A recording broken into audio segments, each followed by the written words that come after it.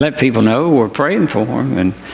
And this guy, he started singing at the top of his voice, man. And the guy looked at him pretty close, and he observed that the guy was blind.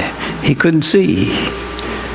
And he was singing that song, and it said he noticed that people in the choir started crying. And then he looked around him, and people all around in the congregation started crying. And he didn't know what it was all about. So after the service, the pastor told him, said, "I'll tell you what happened here." He said,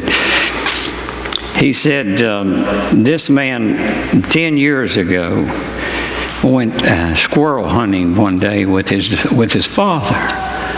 And he said they got out in the woods and said they kind of parted. One went toward over on this ridge and over on that one. And he said the man, his father, thought he saw a squirrel, and he picked up his gun and he shot over there across the way. And he said it hit his son right in the eyes. And said he was hopelessly blind for the rest of his life. And he said, well, he said the boy came to church about 2-3 weeks later and said he got saved. And he said then his daddy came the next week and he got saved. And then his mother came and got saved. And his brother came and got saved. He said, I counted about 14, 15 people in that congregation that all got saved because of that man going blind. And he said, you know what that boy said to me? The pastor talking. He said, that boy said, you know, it was worth me going through my life blind to have everybody in my family saved and know they're going to be in heaven when I get there. He cared, didn't he? Do we care?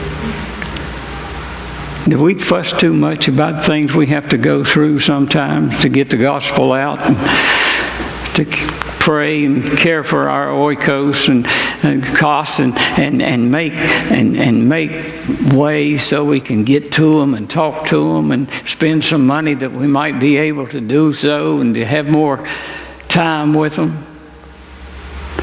Am I making sense? Do we care? That's the question. Could you bow your heads with me for just a moment? Let me just ask you something. It's kind of like an old-fashioned meeting, I know, and we're going to have the good music in a minute, but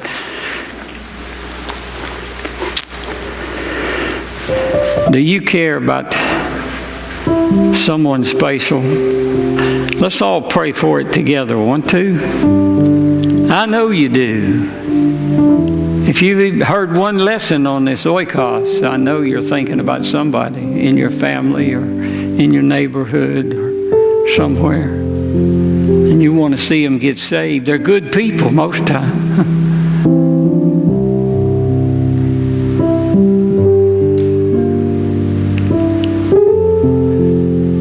Let's just pray.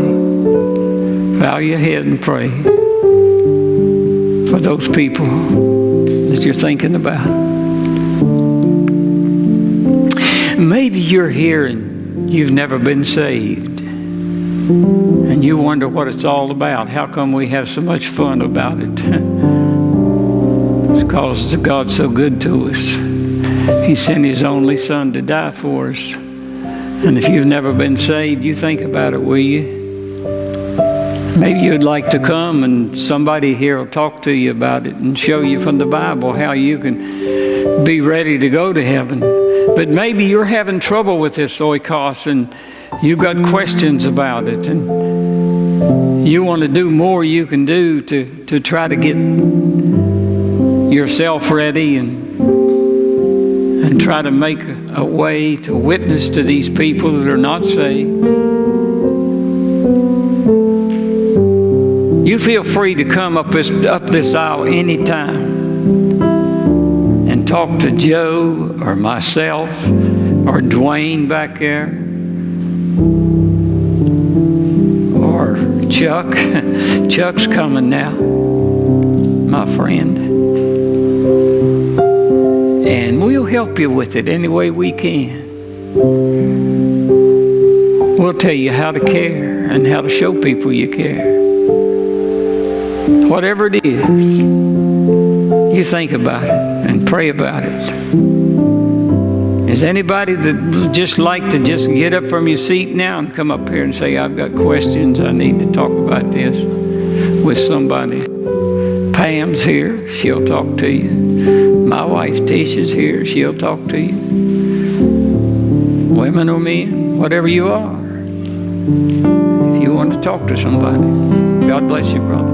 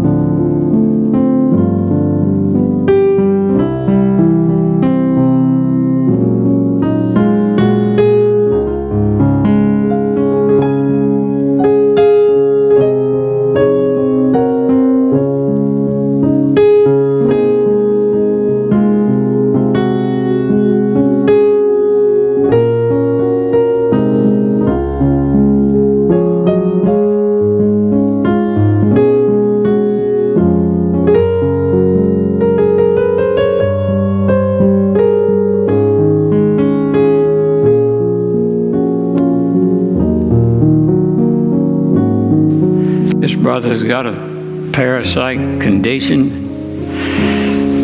Had it a long time. People's prayed about it, and he's prayed about it. You know, we don't know. God don't heal everything. Jesus didn't heal everybody.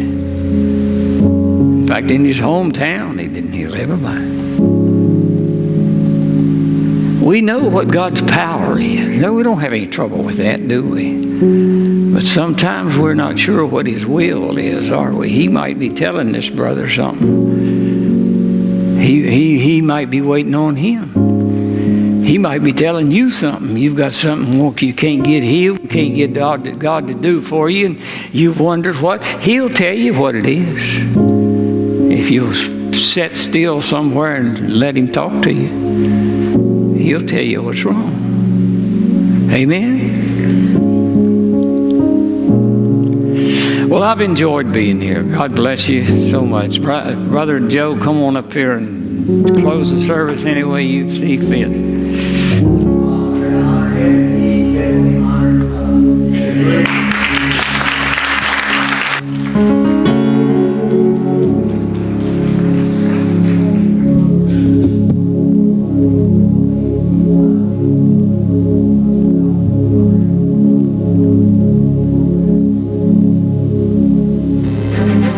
Our sons and daughters, our mothers and fathers, our grandparents, neighbors, and friends. They served in 1,000 different ways in places spanning the globe, watching, waiting, and ready at a moment's notice to give what was asked of them. So now, we pause to express our gratitude and love toward those who served. Each swore a sacred oath to protect, and each bravely stood in our place around the world, all so that we could stand secure in the land of the free.